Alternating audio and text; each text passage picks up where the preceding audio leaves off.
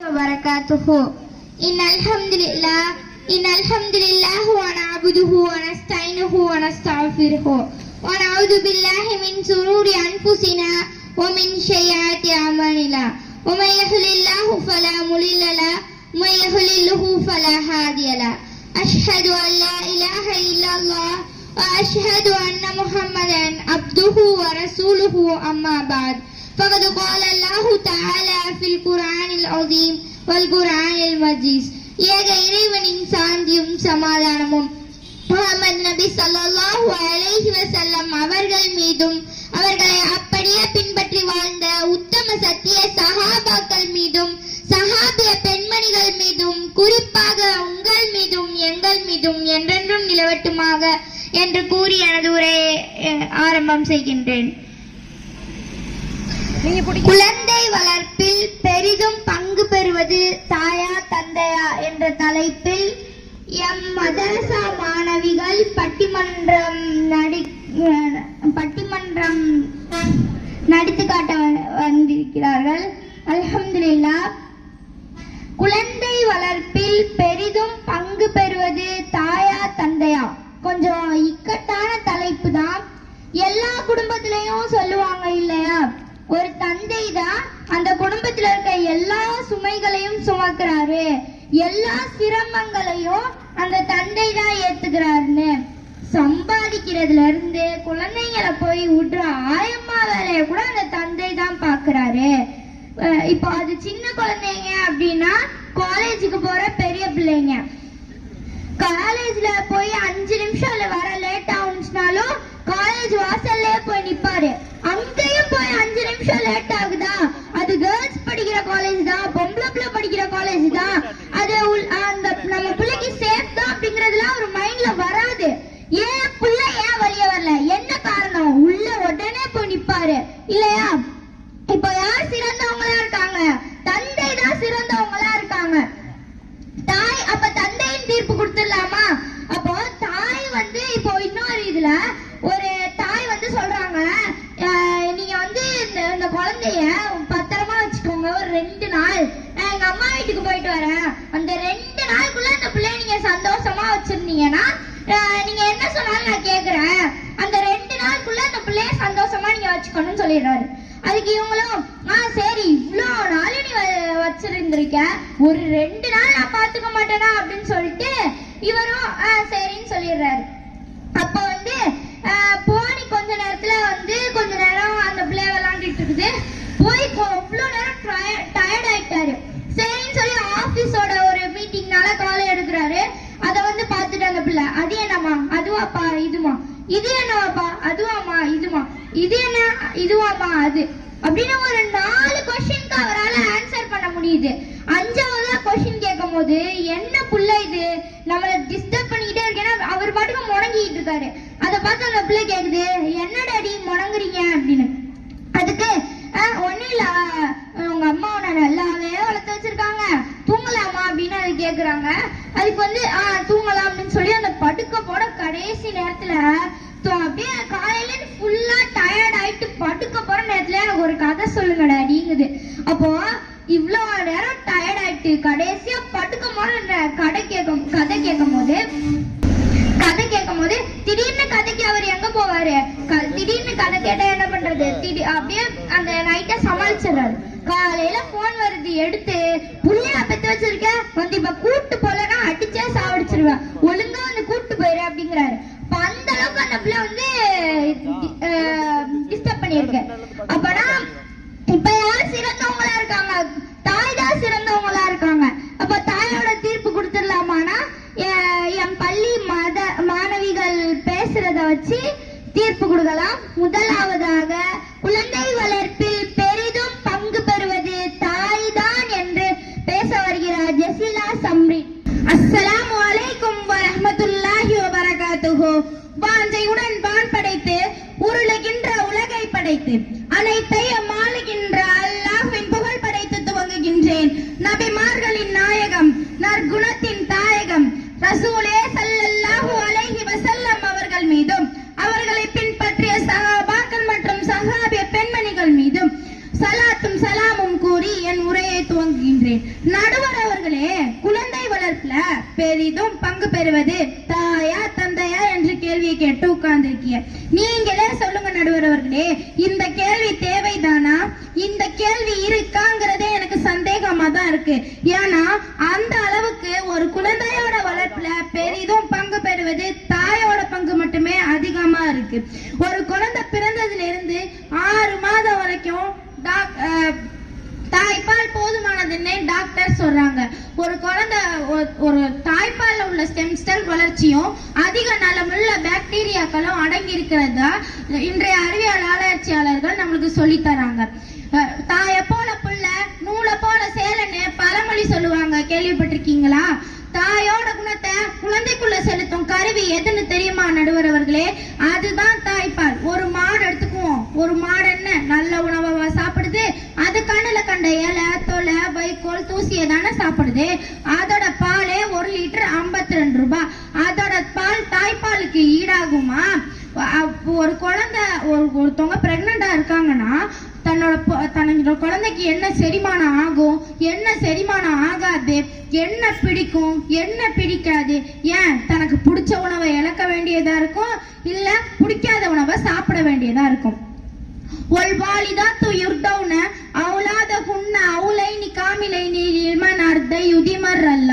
இந்த ஆயத்துல அல்லாஹ் என்ன சொல்றான்னா, ஒரு குழந்தைக்கு 2 வருஷம் ஃபுல்லா பால் கொடுக்கணும்னு சொல்றான்.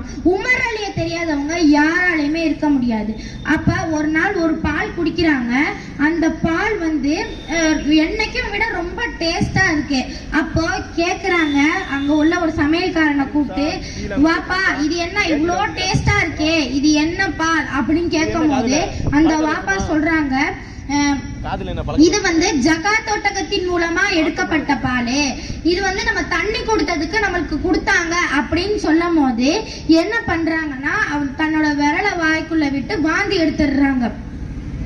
அப்போ பக்கத்துல உட்கார்ந்து இந்த நபித்தோழர் கேக்குறாங்க, உமரே ஏன் இப்படி பண்ணீங்க, நம்ம உடம்புக்குள்ளதான் அது போயிருச்சே அப்படின்னு சொல்லி கேட்கும் போது, நம்ம உடம்புக்குள்ள போற ஒவ்வொரு சாப்பாடும் தான் நம்மளை தீர்மானிக்கும். இப்ப நம்ம ஒரு ஹராமான சாப்பாடை சாப்பிட்டோம்னா நம்மளுக்கு ஹராமான செயலை தான் செய்ய தோணும். இதுவே நம்ம ஒரு ஹலாலான சாப்பாடை சாப்பிட்டோம்னா அது ஹலாலான செயலை தான் செய்ய தோணும். ஒரு வாப்பாவை எடுத்துக்கலாம். அது ஒரு பொண்ணு ஒரு ஊர் ஃபுல்லா வம்பெடுத்து வச்சிருக்கு. அப்போ சொல்றாங்க அம்மா கிட்ட, சனிய எரும மாடு ஒன்ன மாதிரியே வளர்த்து வச்சிருக்க பாரு உன் பிள்ளைய, ஊருக்கு பூரா வம்பெடுத்து வச்சிருக்கு, வெளியே தலை காட்ட முடியல அப்படின்னு சொல்லுவாங்க. இதுவே அந்த பொண்ணு ஒரு ஸ்கூல்ல நல்ல ஃபர்ஸ்ட் ரேங்கோ இல்ல அந்த பொண்ணு நல்ல புள்ளன்னு பேர் எடுத்துட்டுனாலும் இது ஏன் புள்ள இது ஏன் புள்ளன்னு சொல்லி பெருமை அடிப்பாங்க.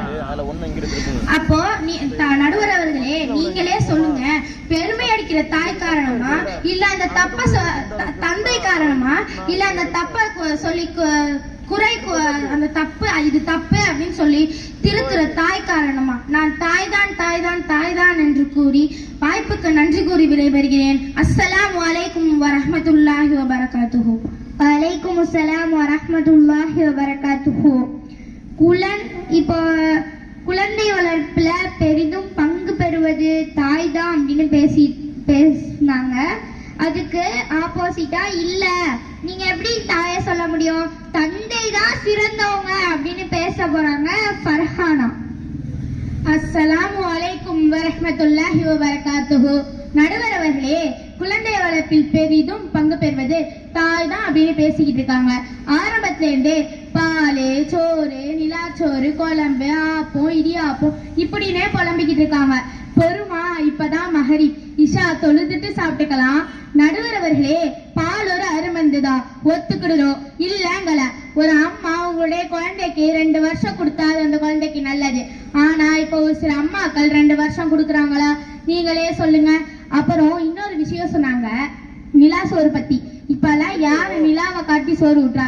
எல்லாம் போன்ல வர யூடியூபை காட்டி தானே சோறு ஊட்டுறாங்க. இதை யாராச்சும் மறுத்து பேச முடியுமா? சரியான கேள்வி. அப்புறம் இன்னொரு விஷயம் சொன்னாங்க, செடி வளர எவ்வளவு தண்ணி முக்கியமோ அதே அளவு ஒரு குழந்தை வளர பால் முக்கியமா. உதாரணம் சூப்பருங்க, கருத்தும் உண்மை. தண்ணி ஊத்துனா செடி வளரும், ஆனா கூடவே தேவையில்லாத நச்சு செடிகளும் களைகளும் சேர்த்து வளருமே. அதை பிரிச்சு எடுக்கிற புனிதமான காரியத்தை செய்யறதியா? தந்தை நடுவர் அவர்களே, தந்தை உமர் ரலியல்லாஹு அன்ஹு அவர்களை பத்தி தெரியாதவங்க யாருமே இருக்க மாட்டீங்க. அவங்க அவங்களுடைய மகன் எப்படி வளர்த்திருப்பாங்க, அதுக்கான ஒரு ஹதீஸ் தான் நான் இப்ப சொல்ல போறேன். உமர் ரலியல்லாஹு அன்ஹு அவருடைய ஆட்சி காலத்துல மாறு வேஷத்துல 20 நாட்களா ஊரை சுத்தி நோட்டமிட்டு வருவாங்க. சில பேர் நோயினாலேயோ இல்ல வறுமனாலேயோ புலம்புவாங்க. அதெல்லாம் கவனிச்சுட்டு அதுல ஒரு சின்ன கரித்துண்டால அந்த வீட்டை மார்க் பண்ணி வச்சுட்டு மறுநாள் அரண்மனை ஆட்களை அனுப்பி அவங்கள கூட்டிட்டு வர சொல்லி அவங்களுக்கு தேவையான விஷயத்தெல்லாம் செஞ்சு கொடுப்பாங்க. அப்படிதான் ஒரு நாள் நடந்து போய்கிட்டு இருக்கல ஒரு குடிசை வீட்லயும் சவுண்ட் கேக்குது. என்னன்னு போய் கவனிக்கிறாங்க. ஒரு அம்மாவும் பொண்ணும் பேசிக்கிட்டு இருக்காங்க. அம்மா சொல்றாங்க பால்ல தண்ணி ஊத்துமான்னு.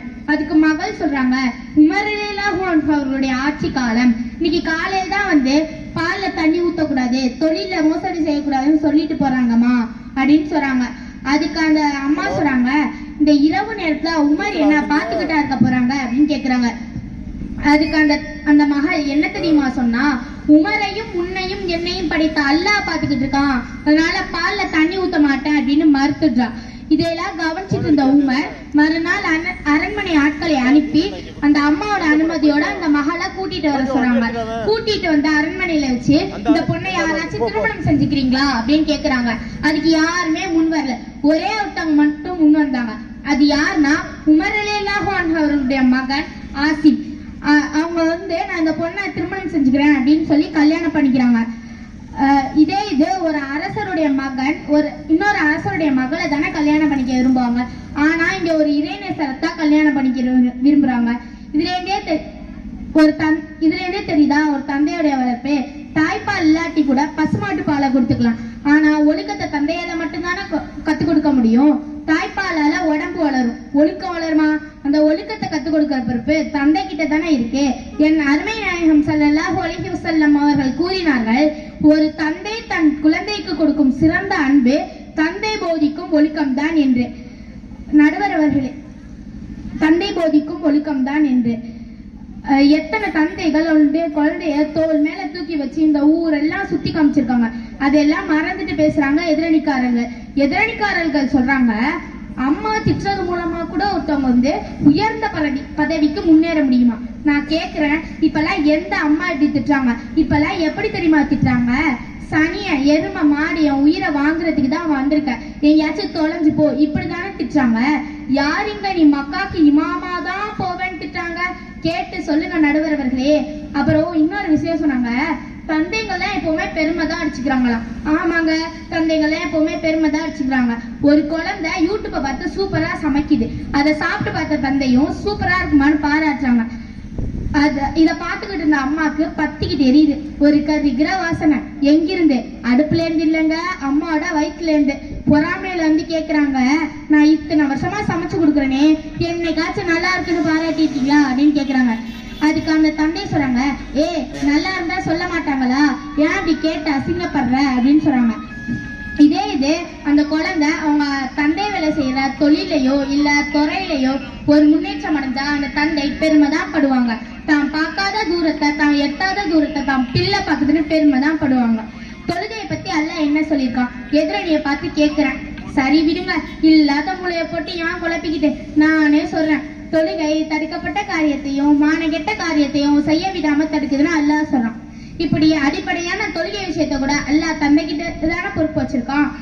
எனவே குழந்தை வளர்ப்பில் பெரிதும் பங்கு பெறுவது தந்தை தானே. தாய்மார்கள் அல்ல என திருத்தமாக பதிவு செய்து எனது தலைமை உரையை முடித்துக் கொள்கிறேன். அஸ்ஸலாமு அலைக்கும் வரஹ்மத்துல்லாஹி வபரகாத்துஹு. அலைக்கும் அஸ்ஸலாம் வரஹ்மத்துல்லாஹி வபரகாத்துஹு. அல்ஹம்துலில்லாஹ். நீ என்னமா தாய் தான் சிறந்தவங்க அப்படின்னு பேசுற, நான் பாரு பேசுறேன் அப்படின்னு அழகா பேசியிருக்காங்க. அதுக்கு இல்ல நான் சொல்றேன், தாய் தான் சிறந்தவங்க அப்படின்னு பேச வர்றாங்க ஆயிஷா சஹானா. அல்லாஹை புகழ அல்ஹம்துலில்லாஹ், அவனுடைய தூதரை புகழ ஸல்லல்லாஹு அலைஹி வஸல்லம். அவையோர் காணிக்கையாக அஸ்ஸலாமு அலைக்கும் வரஹ்மத்துல்லாஹி வபரகாத்துஹு. என்னவோ எதிரணிக்காரங்க பேசுவாங்கன்னு பார்த்தா அது என்னவோ பாட்டு பாடுது. பாட்டு பழசா இருந்தாலும் புதுச்சேரி, புக் இல்லாம படிச்சா அது மாண்டிச்சேரி, ஏதோ ஒரு மாதிரி வந்து பேசிட்டு போறாங்க. இந்த வள்ளல் நடுவரை பார்த்து ஒரு பாட்டு வேற, பாட்டுக்கெல்லாம் மயங்காய் நடுவரை வரலே, அப்புறம் மாட்டிக்கிட்டு தவிக்காதீங்க. அவ்வளவுதான் நான் சொல்லுவேன். நடுவரே மிரட்டுதுப்பா இந்த பொண்ணு. இங்க இருக்கிறவங்களுக்கு நான் சொல்றேன் கேளுங்க. குழந்தை வளர்ப்பில் தாய்மார்கள் படக்கூடிய கஷ்டத்தை நான் உங்க சிந்தனைக்கு வர வைக்கிறேன் கேளுங்க. உலகத்திலேயே ரொம்ப கஷ்டப்பட்டவங்க நபிமார்கள் தான். ஆனா அவர்களுடைய கஷ்டத்தையே அல்லாஹ் குர்ஆன்ல கஷ்டம்னு சொன்னதே கிடையாது. ஆனா அவர்களை எல்லாம் பெற்றெடுத்து வளர்த்து ஆளாக்கின அவர்களோட தாய்மார்கள் அல்லாஹ் குர்ஆன்ல என்ன தெரியுமா சொல்றான்? அவ கஷ்டத்தோட சுமந்த அவ கஷ்டத்தோட பெற்றெடுத்தானே. இப்படி கஷ்டத்தையும் எழுதி கஷ்டமா? ஒரு விஷயத்துல 4 இடத்துல கஷ்டம்னு அல்லாஹ் அழுத்தி எழுதி சொல்றான். இதுவே ஒரு தந்தைய தூக்கி கஷ்டப்பட்டாங்க, சுமந்து கஷ்டப்பட்டாங்க, எங்கேயா வந்திருக்கா? வந்ததே நடுவர்களே. இப்போ சொல்லுங்க, குழந்தை வளர்ப்பு யாரு பங்கு அதிகம்னு? தாயோட பங்கு தானே அதிகம். நடுவர்களே, தாய்க்கு எப்போது பிள்ளைய பத்தி தான் கனவு. ஆனா ஒரு தந்தை கனவு எப்படி தெரியுமா இருக்கும்? வியாபாரத்துல தான். பிசினஸ் எப்படி டெவலப் பண்றதுன்னு. ஒரு கடை இருக்கிறது எப்படி 2 கடையா மாத்துறது, 2 கடை இருக்கிறது எப்படி 3 கடையா மாத்துறது, இப்படி இருக்குமே தவிர பிள்ளைங்கள இருக்காது. அப்படி கிடையாது தாய். 24 மணி நேரம் பிள்ளை போய் தான் கனவு. அப்படி இந்த தாய் பத்தி அல்லாஹ் குர்ஆன்ல என்ன தெரியுமா சொல்றான்? அன்னை மரியம் அலைஹிஸ்ஸலாம் அவருடைய தாய் அல்லாஹ் துஆ கேட்கிறாங்க. எப்படின்னா, இறைவா என்னுடைய குழந்தையும் இவருடைய சந்ததியும் ஷைத்தான் தினமல் பாதுகாக்க வேண்டும்னு. அந்த துஆவில அல்லாஹ் ஏத்துக்கிட்டாதானே. அழுதுகிட்டே பேக்க வேண்டிய அன்னை மரியம் அலைஹிஸ்ஸலாம் அவர்களும் அவர்களுடைய குழந்தை ஈசா அலைஹிஸ்ஸலாம் அவர்களும் ஒரு துளி கூட அல்லாம தானே பிறந்தாங்க. நடுவர்களே, என்னவோ எதிரணிக்காரங்க சொன்னாங்க 7 வயசாச்சுன்னா பையனை தொழுக போக சொல்லணும், அதே 10 வயசாச்சுன்னா அடுத்து தொழுக போக சொல்லணும். இதெல்லாம் நம்புற மாதிரியா இருக்கு? தம்பி கட்டுறதுல எதிரணிக்காரங்க இங்க வந்து கட்டிக்கிட்டு இருக்காங்க. எங்க வீட்டுல கூட தான் எனக்கு தம்பி இருக்கு. அவங்க 2 பேரையும் காலைல ஃபஜ்ர் தொழுகை எழுப்புறதுக்குள்ள எங்க அம்மா படுற பாடு இருக்கே, ஐயையோ சொல்ல முடியல. கண்ணால பாத்துக்கிட்டு இருக்கேன். வருஷம் 2ஆம் ஞாயிறு அன்னைய தினம் கொண்டாடப்படுகிறது. 1908 உட்ரா வில்சன் அவர்கள் தாய் ஞாபகமாக இந்த நாளை கொண்டாடப்படுகிறது. நான் சொல்வேன், தாய்க்கு ஒரு நாள் என்று கொண்டாடக்கூடாது, ஒவ்வொரு நாளும் கொண்டாடணும்னு. அது ஜன்னத்துல் தஹர் தக்தாமில் மஹாத், தாயின் பாதத்துக்கு சொர்க்கம் உள்ளது நபிசாசன் சொல்றாங்க. அப்ப தாய் எவ்வளவு சிறப்புள்ளதாக இருப்பாங்க. தாய் என்பவங்க பிள்ளைய பத்தி கனவு. அமீர் ஒரு கவிதையை சொல்றாங்க, கேளுங்க. தாய் என்னும் தங்க மனுஷி கருவுற்ற நாளில் இங்குற்றாள், கனம் ஏற ஏற மனம் இருந்தாய், கனப்பொழிந்தும் கவனம் பொழிந்தாள், சுமையை சுகம் என்றால் சிரமங்களே சகிப்பேன் என்றாள், வயிறு தடை வரலாறு சொன்னாள், ஆனா பொன்னாயின பழி நினைத்தாள், எது என்றால் மேற்க சம்மதித்தாள், அழகையில் அர்த்தங்க உணர்ந்தாய், என் உள்ளரலே இலக்கியம் என்றாள், அதற்கென அகதாரியம் படைத்தாள், அதற்கென சமுதாயத்தில் வேண்டுகோள், தொப்புள் கொடியா இருக்காது தாய் செய்ய பறிக்காது, இனி வரும் தாய் செய்கள் இனிதே இருக்கட்டும். நடுவர்களே, தாய் என்பவங்க பிள்ளைங்களுக்கு மட்டும் இல்ல, ஒரு குடும்பம் குடும்பமாக இருந்தால் அதற்கு தாய் தான் பூமியாக இருப்பாள். அதனால தான் ஒரு சஹாபி நபிசாசன் கேட்கிறாங்க, யாருக்கு அதையும் கடைப்பட்டுக்குன்னு. அதுக்கு அந்த நபிசாசன் சொல்றாங்க, நீங்க உங்க தாய்க்கு தான் அதையும் கடைப்பட்டுக்குன்னு. திரும்ப சஹாபி கேட்கிறாங்க, நான் யாருக்கு அதையும் கடைப்பட்டுக்குன்னு. அதுக்கு திரும்ப நபிசாசன் சொல்றாங்க, நீங்க உங்க தாய்க்கு தான் அதையும் கடைப்பட்டுக்குன்னு. அது மாதிரி தொடர்ந்து 3 முறை கேட்கிறாங்க. அதுக்கு 3 முறை உங்க தாய்க்கு தான் கடைப்பட்டுக்கு நபிசாசன் சொல்றாங்க. நபிசாசனங்களே சொல்றாங்கன்னா அப்ப தாய் எவ்வளவு சிறப்புள்ளதாக இருப்பாங்க. நடுவர்களே, உழைப்பிற்கேற்ப ஊதியம்னு பழமொழிக்கேற்ப நபிசாசன் அவர்கள் எதற்கு தெரியுமா தாய்க்கு மேன்மை கொடுத்தாங்க? ஏன்னா தாய்மார்க்கப்படுகிற கஷ்டங்கள் தான். ஆனா அந்த உரிமையை தந்தைக்கு கொடுக்கலையே. எந்த ஹதீஸ்ல அவங்க வலியுறுத்தல. எந்த தைரியத்துல எத்தனைக்காங்க 2 பேரும் வந்திருக்காங்களோ, தந்தை தான் குழந்தை தெரிந்தும் பங்கெடுப்பதுன்னு. வீட்டுக்கு போனா யாரும் அவங்க சோறு பண்ணும்? தாய் தானே பண்ணும். அதனால கொஞ்சம் பார்த்து பேசிட்டு போங்க. நமக்கு சோறு தான்ப்பா முக்கியம். சார்பு யார் பக்கம் இருந்தாலும் தீர்ப்பு எங்க பக்கம் இருக்கட்டும்னு கூறி விடைபெறுகிறேன். அஸ்ஸலாமு அலைக்கும் வரஹ்மத்துல்லாஹி வபரகாத்துஹு. வலைக்கும் சலாம் வரஹ்மத்துல்லாஹி வபரகாத்துஹு. நடுவரே மிரட்டிட்டு போயிடுச்சு இந்த பொண்ணு. நீங்க எப்படி தந்தையா சொல்ல முடியும்? தாய் தானே சிறந்தவங்க அப்படின்னு சொல்லிட்டு இருக்காங்க. இப்போ அதுக்கு இல்ல நான் பேசுறேன் அப்படின்னு சொல்லிட்டு தந்தை தான் சிறந்தவங்க, நீங்க என்ன வேணா சொல்லிக்கோங்க, ஆனா தந்தை தான் சிறந்தவங்க அப்படின்னு பேச வர்றாங்க. இஸ்ரா.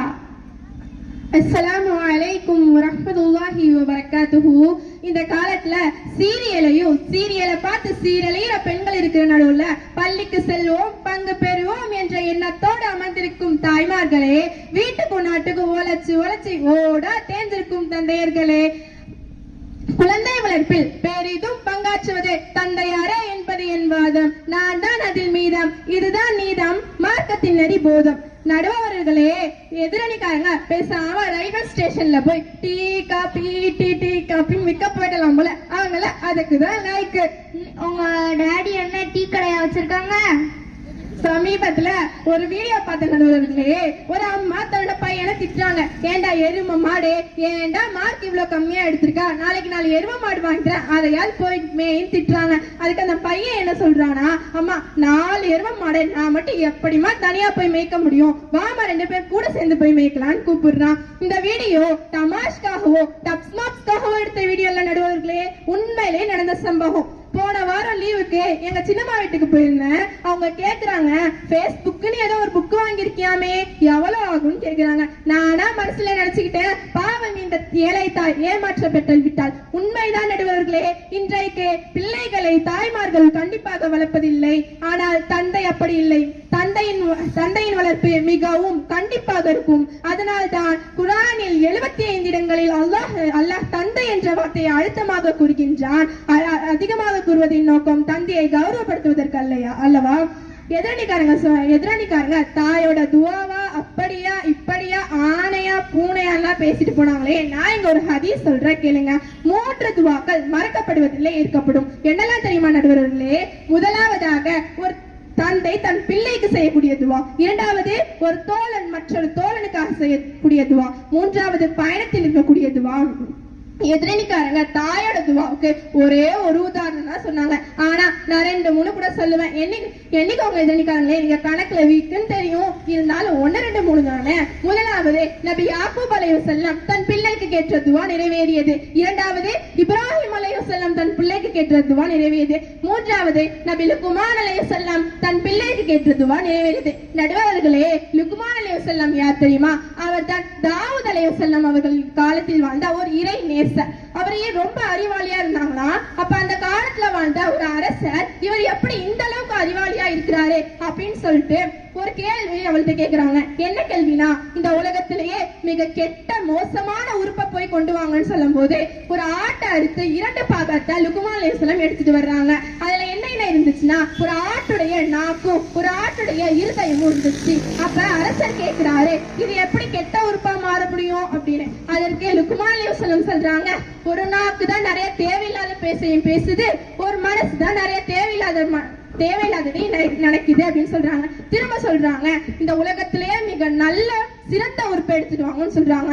உடனே போய் எடுத்துட்டு வர்றாங்க. அரசருக்கு ஆச்சரியம். ஏன்னா அதுலயும் ஒரு நாக்கும் ஒரு ஆட்டுடைய இருதயம் தான் இருந்துச்சு. இது எப்படி நல்ல உறுப்பாவும் மாற முடியும் அப்படின்னு கேக்குறாங்க. அதுக்கு லுக்மான் அலைஹிஸ்ஸலாம் சொல்றாங்க, ஒரு நாக்கு தான் நிறைய நல்ல விஷயத்தை பேசுது, ஒரு மனசு தான் நிறைய நல்ல விஷயத்தை ஞாபகம் வச்சுக்குதுன்னு சொல்றாங்க. பாருங்க, இந்த அளவுக்கு லுக்மான் அலைஹிஸ்ஸலாம் அறிவாளியா இருக்க போய் தான் தன் மகனுக்கு ஒரு 8 உபதேசத்தை செஞ்சிருக்காங்க. அது அல்லாஹ் தன்னுடைய திருமறை குர்ஆனிலே கூறுறான். எதுக்கு அல்லாஹ் திருமறை குர்ஆன்ல கூறணும்? ஏன்னா அவங்க வளர்ப்பு எந்த அளவுக்கு இருந்திருக்கு, அவங்க எந்த அளவுக்கு அறிவாளியா இருந்திருப்பாங்க அப்படிங்கறத அல்லாஹ் 17 வசனம் கிட்ட சொல்றான். வைது கால லுக்மானி லிபினிஹி வஹுவ யஈலுஹு யா புனைய லா துஷ்ரிக் பில்லாஹி இன்ன ஷிர்கல் உல்மன் அலீம். என் அருமை மகனே, எந்த ஒரு காலத்திலையும் அல்லாஹ்க்கு மட்டும் இணை வச்சிடாத. ஏன்னா இணை வைப்பது என்று பெரிய பாவம், அதை அல்லாஹ் ஒருபோதும் மன்னிக்க மாட்டான் என்று அந்த இணை வைத்துக்கிற விஷயத்துல ஒரு தந்தையா அவங்க எந்த அளவுக்கு கண்ணும் கருத்துமா இருந்திருக்காங்க பாருங்க. ஒரு எதிரணிக்காரங்க சொன்னாங்க, ஒரு தாய் தான் கஷ்டப்பட்டு சுமந்து கஷ்டப்பட்டு பெத்தெடுத்து அந்த கஷ்டப்பட்டு அந்த பிள்ளைய வளர்க்குறாங்கன்னு சொல்றாங்களே, அப்படிப்பட்ட தாய்க்கு மரியாதை செலுத்தணும் அப்படின்னு அல்லாஹ் திருமறை குர்ஆன்ல ஒரு தந்தை மூலமா தானே சொல்லி காட்டுறான். பிறகு சொல்றாங்க, அல்லாஹ்க்கு அப்புறம் பெத்தவங்களை பத்தி தான் சொல்றாங்க. உன்னோட பெத்தவங்கள்ட்ட நீ நல்ல முறையில நடந்துக்கோ, அவங்க உன்கிட்ட நல்ல முறையில நடந்துக்கிற மாதிரி நீ அவங்கள்ட்ட நடந்துக்கணும்னு சொல்றாங்க. அதுக்கப்புறம் சொல்றாங்க, மகனே, எந்த ஒரு நன்மையோ தீமையோ செய்தாலும் அதை யாரும் பார்க்கல நினைக்காத மகனே, உன்னை படைச்ச இறைவன் எங்க இருந்து செஞ்சாலும் அந்த தவறையும் நன்மையை பார்த்துக்கிட்டு தான் இருக்கிறான்னு சொல்றாங்க. அடுத்ததா சொல்றாங்க, பூமியில ஒருபோதும் ஆணவத்தோடும் கர்வத்தோடும் நடக்காதேன்னு சொல்றாங்க. பிறகு சொல்றாங்க, பெரியவர்கள் இருக்கும் இடத்துல அவங்க குரலை சத்தமாக பேசாத, ஏன்னா குரல்ல மிக மோசமான ஒரு கழுதையின் குரலாகும் சொல்றாங்க. இந்த உபதேசம் தன் மகனுக்கு மட்டும் செய்த உபதேசம் அல்ல நடுவர்களே, இந்த ஒட்டுமொத்த சமுதாயத்துக்கும் ஒரு தந்தையாய் செய்த உபதேசம். எதிரணிக்காரங்க சொன்னாங்க, ஒரு தாய் தன்னுடைய பிள்ளைய பத்தி மட்டுமே 24 மணி நேரம் நடிச்சுட்டு இருப்பாங்களா. ஆனா ஒரு தந்தை அப்படி இல்லையா, ஒரு கடையை எப்படி 2 கடையா மாத்துறது, 2 கடையை எப்படி 3 கடையா மாத்துறது, இப்படியே தான் யோசிச்சுட்டு இருப்பாங்களா. நான் கேட்கிற நடுவர்களே, அப்படி யோசிக்கிறது யாருக்காக? நமக்காக தானே இன்னைக்கு வெயில்லையும் மழையிலையும் குளிர்லையும் கஷ்டப்பட்டு சம்பாதிக்கிற காசை எனக்கு இஷ்டத்துக்கு பீஸா பர்கர் ஷவர்மான் வாங்கி சாப்பிடுறோமா இல்லையா? பிடிச்ச ஸ்கூல்ல படிக்கிறோம், ஒரு ஃபங்க்ஷனுக்கு ஒரு ட்ரெஸ் எடுத்து கொடுத்தா அடுத்த ஃபங்க்ஷனுக்கு இது பழைய மாடல் இப்ப ட்ரெண்டா வந்திருக்க ட்ரெஸ் தான் வேணும், புது ட்ரெஸ் வாங்கி கேட்கிறோம். பத்தாததுக்கு ஆன்லைன்ல ஆர்டர் வேற. இப்படி இஷ்டத்துக்கு செலவு பண்றது தன்னுடைய தந்தை கஷ்டப்பட்டு உழைக்கிறது தெரியாம பேசிட்டு போறாங்க எதிரணிக்காரங்க. ஒரு தந்தையோட வளர்ச்சிக்கு ஒரு உதாரணம் சொல்றேன் நடுவர்களே, கேளுங்க. ஒரு தாய் தன் பிள்ளையை சுமக்கும் போது தன்னுடைய இடுப்புலதான் சுமப்பாங்க. அப்போ தாயின் தலையை விட பிள்ளையோட தலை கீழே இருக்கும். ஆனா ஒரு தந்தை தன் பிள்ளையை சுமக்கும் போது தன்னுடைய தோளில் தான் சுமப்பாங்க. அப்போ தந்தையோட தலை விட பிள்ளையோட தலை உயர்ந்திருக்கும். எதுக்காக? தான் பார்க்கின்ற உலகத்தை விட ஒரு படி மேல் தன் பிள்ளை பார்க்க வேண்டும் என்று எண்ணம். தமிழ்ல ஒரு பழமொழி கூட சொல்லுவாங்க, தந்தை சொல் மிக்க மந்திரம் இல்லை. பழைய பாடல் ஒன்று, தாய் தானே அன்பிற்கு ஆதாரம், தந்தை தானே அறிவிற்கு ஆதாரம். கேட்டீர்களா?